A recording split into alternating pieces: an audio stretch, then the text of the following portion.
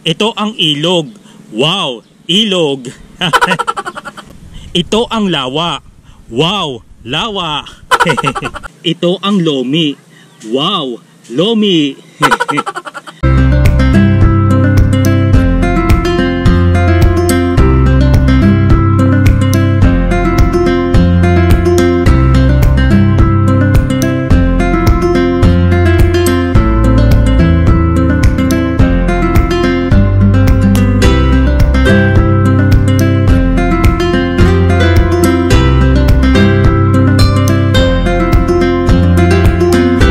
Hindi natin siya malalakad kasi nakamotor nga tayo.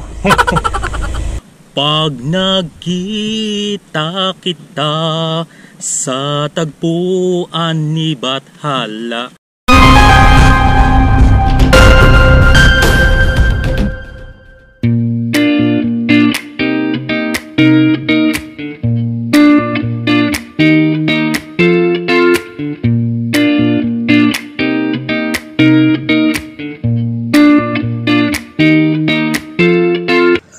Magandang araw at magandang gabi sa inyong lahat mga ka-filers. Muli akong nagbabalik para sa panibagong edisyon ng ating travel spot places na kung saan ay tayo'y mamamasyal o magagala dyan po sa may Wawa Baywalk. Bale, dito na po tayo magsisimula sa napakagandang immersive part ng J Castle. Kaya tara, samahan nyo na ako. Mag time check po muna tayo. At ang oras ngayon ay 6:43 ng umaga. Dito po sa may Barangay Gonzales. Ayan, pagkagaling po dito sa may J Castle ay palusong po tayo. Yan oh. Uy oh, ang ganda oh. Kitang kita na ang golf club ng ng The Vineyard. Napakataas ng bakod niya. Yan o, may mga kaunting lubak dito, kaya mag-iingat lamang po kayo rito. Tapos dito sa may gawing kanan ko, ito po yung gate o another extension ng J Castle. Bale ano po yan, matagal pa po yan at dinedevelop pa po siya. But anyway, congratulations po sa mga nanalong kandidato ngayong eleksyon 2025. Naway magsilbi po kayong inspirasyon sa ating inang bayan. Ayan, malapit na po tayong lumabas patungo sa Wawa Baywalk. Bali dito sa may gawing kaliwa, dyan po yung papuntang Hanopol Oriental at Hanopol Occidental. At pagdating dito ay kakanan na po tayo. Tapos dito po sa may kaliwa, dyan na po ang papuntang Wawa Baywalk. Pero bago muna yan, ay dito muna tayo pupunta sa ginagawang expansion ng Baywalk. Kapag umaga, pwede rin kayong tumambay rito. Bale dito sa portion na ito ay kapiraso pa lang ang ginagawang extension dito o expansion. Bale itong bahaging ito ay iduduktong po yan sa may Banyadero Baywalk na kung saan ay atin nang nadaanan o nasinsayan. Yan. Pagkatapos natin dito ay iikot tayo papunta dyan sa may Wawa Baywalk. Uy, ayan oh, napakaganda na ng tanawin. Mga ganitong oras medyo matindi na ang sikat ng araw. Yan, lulusong tayo dito. Dahan-dahan lang. Oops. Bale ano to, sakop pa rin ito ng Barangay Gonzales dito po sa aming lugar sa Tanawan City, Batangas. Napakasarap dito at napakaganda ng umaga rito. Ayan no, may bitak pa pala dito ng kalsada. Bale epekto pa po yan noong nagdaang bagyong Christine. Kasi dito sa bahaging ito, noong nagkaroon ng bagyo at kapag nag-high tide ay umaabot din po dito ang tubig sa may kalsada. Pag ganitong umaga at saka mga hapon, oh, ang daming nagtatampisaw, daming naliligo. Parang nainggit patuloy ako. Siyempre, oh, napakaaliwalas din ang lugar na ito, napaka-presko. May mga nagja-jogging din dito, nagbabike. At isa ito sa mga dinarayo ng mga siklista at motorista, itong Wawa Baywalk. Tapos dito sa may gawing kaliwa ko, yan po yung Sabang River Eco Park. Pero mamaya na po tayo dyan. At tatawid na po tayo dito sa may tulay. Bale, itong tulay na ito ay nakapagitan sa Barangay Gonzales at Barangay Wawa. At paglusong natin dito ay Barangay Wawa na po ito. At dito po sa may gawing kanan ko, ayan po yung tinambakan ng pundasyon. Iyan pa po yung mga tambak na pundasyon para po yan sa Baywalk expansion. Yan, magdedire-diretso pa po tayo mga kapilers. Mga ganitong oras o mga ganitong umaga marami na pong mga namamasyal rito. At isa ito sa mga binabalik-balikan ko. Kasi syempre, taga rito rin naman po ako sa Tanawan.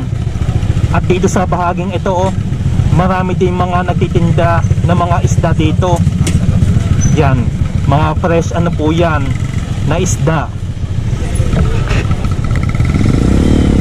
Dito sa may gawing kaliwa ko, dyan po yung papunta sa may Barangay Balele at Barangay Natatas.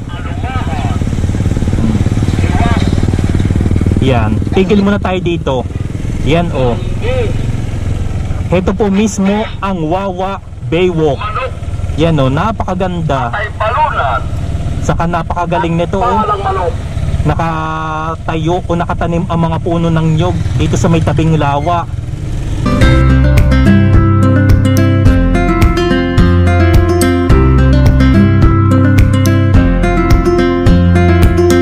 Okay, tuloy ang larga. Ayan kung naghahanap kayo ng napakagandang spot, abay, sadyain nyo na po itong Wawa Baywalk. Yan dito sa bahaging ito, napakarami ng mga cottage. Mag-iingat lamang po kayo rito dahil bitak po ang kalsada dito. Yan hindi pa nga lang po naaayos. Kasi ito, tumataas po talaga ang tubig dito kapag nabagyo at naulan. Yun ang tinatawag nila na high tide. Dito halos magkabila may mga cottage o mga kubo na pwede ninyong rentahan. Madaming mga dito hindi mauubusan dito ng mga cottage o mga kubo. At papasok na po tayo dito sa Sitio Aplaya ng Barangay Buot. Yan, dito sa bahaging ito may mga bandera na o mga banderitas kasi malapit na po magpiesta rito. Hindi ko lamang po alam kung anong date. Paki-comment down below sa mga taga rito. Pero ako naman taga rito naman po ako sa may Tanawan, kaya madali ko lamang po ito sadyain. Yun lang, baka naman. Yan may mga cottages din pa rin dito. Marami ding mga nagtatampisaw sa bahaging ito at marami ding mga kainan. Yan, nandito na po tayo sa may tagpuan. Yan napakaraming mga bandera at banderitas. Yan, mamaya na po tayo dyan. Dire-diretsuhin pa po natin ito hanggang doon sa may La Playa. Doon sa may La Playa view deck na dinadayo rin dito. Yan, malapit na po tayo mga kapilers. Yan tanaw na po dito ang view deck. At heto po ang chapel o simbahan ng Barangay Buot, Sitio Aplaya. Yan napakagandang kaluskos at banderitas. Yan, happy fiesta po sa mga taga rito sa Sitio Aplaya. Ayan, approaching na po tayo dito sa may La Playa view deck na isa sa mga dinarayo rito. At papasok na po tayo dito sa may La Playa view deck. Ayan mga kapilers, bungad pa lang ay napakaganda na ng tanawin o overlooking na ang view. At sa puntong ito solo pa natin ang lugar na ito. Maglalakad-lakad po tayo dyan hanggang dyan sa may bandang dulo. At pagdating nyo po dito sa may labas ay matatanaw nyo na rin po ay ang Napayong Island na atin nang nasadya, saka itong yung Bubuin Island na malapit rin po sa Bulkang Taal. At dito naman sa may kabilang ibayo ay natatanaw nyo rin po ang kahabaan ng Tagaytay City. Tapos ayan may mga nakalutang na malalaking bato. Kasi sa puntong ito ay napakakalmado ang lawa ng Taal. Saka kapag ganitong summer season low tide po ang kanyang kondisyon. Ang daming mga nagliliparang mga ibon dito. Ayan yun ang mga ibon. Saka dito pwede rin kayong mag fishing o mangisda rito. At pagdating po dito sa dulo mga kapilers iba yung pag-iingat lamang po ha. Kasi kapag halimbawa na kayo'y nagkulitan, nagharutan, tapos bigla kayong nagkatapikan hanggang sa nagkatulakan kayo alam nyo na kung saan kayo pupulutin. Ayan may mga nagdadatingan na rito para tumambay at mamasyal. At saka sa nakikita ko parang ang lakas maka-Chinese temple ito. Para na rin tayong nasa ibang bansa, no? Pero mga kapilers, kapag inabot po dito ng Baywalk Expansion, yung Baywalk Expansion na ginagawang circumferential road po dito sa may Batangas, maaari po itong mawala. Hindi naman po siya daw totally mawawala. Kumbaga, ma-adjust o may isod po ito. Bale, pagkatapos po natin dito sa may view deck, dadako naman tayo dyan sa may tagpuan. Bale, itong view deck malapit lamang po ito sa simbahan. Yan napakagandang mga banderitas at bandera. Pwede naman siyang lakarin, pero dahil nakamotor tayo hindi natin siya malalakad kasi nakamotor nga tayo. Ayan po, approaching na po tayo dito sa may tagpuan. Yan napakaganda ng mga dekorasyon nila dito. At dito muna tayo magpaparada. Approaching na po tayo dito sa may tagpuan. Yan sinalubong na tayo ng dalawang aso. Huy, ako lang to. Papasok tayo dito para umorder ng lomi.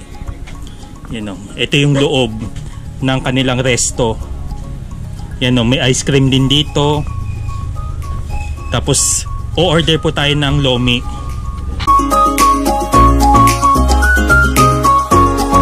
Pagkatapos nating umorder ay syempre dito tayo pupwesto sa may labas. Napakadaming mga banderitas dito at saka bandera. Piyestang piyesta. At heto yung kanilang hinawan o tipanan.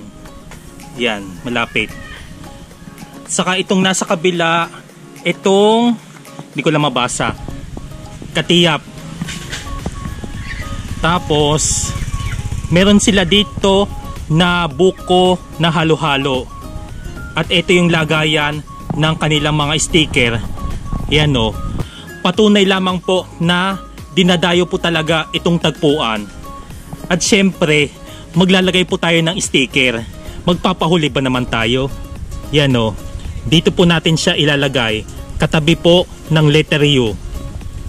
Yan katabi pa po natin banda si Trip ni Nel. Ayan, shout out po sa Trip ni Nel. Yan, lalabas na po tayo. Dito naman tayo sa may kabilang ibayo. Dito sa may kabilang ibayo, maraming mga pwedeng mapwestuhan dito. Masarap kumain dito, lalo na kapag umaga, tanghali, hapon. Dito sa may bandang labas o sa labas na maraming pwesto rito. Yan, atin yan sisinsayan. Yan ang lakas makaburakay itong tagpuan. Napakaraming mga bandera dito sa may tabi ng lawa ng Taal. Saka ito may arko dito. Malakas maka Santa Cruzan. Siyempre kapag ganitong Mayo at first week ng June, kabi-kabila din ang mga piyestahan, Flores de Mayo, Santa Cruzan. At doon sa may kabila, kitang-kita pa rin ang dulo ng La Playa view deck. Ayan napaka-presko rito. Bale, ito ang lawa. Wow, lawa.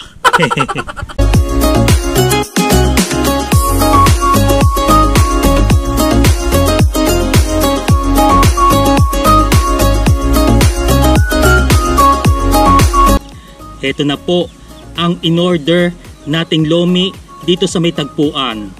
Ito ang lomi. Wow! Lomi! Tapos, meron po sila ditong libreng o free kapeng barako dito po sa may tagpuan. Ayan. Halina't samahan nyo kong kumain. Kaya tara, let's eat!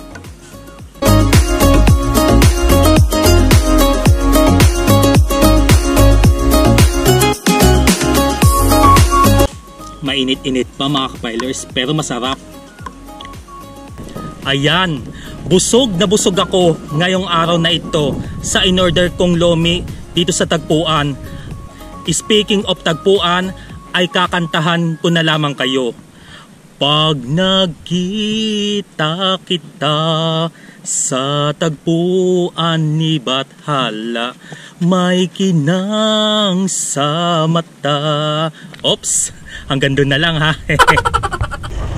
At pagkatapos po natin dito, ay dadako naman po tayo doon sa may Sabang River Eco Park, na kung saan ay isa po ito sa dinarayo dito po sa aming lugar sa Tanawan City, Batangas.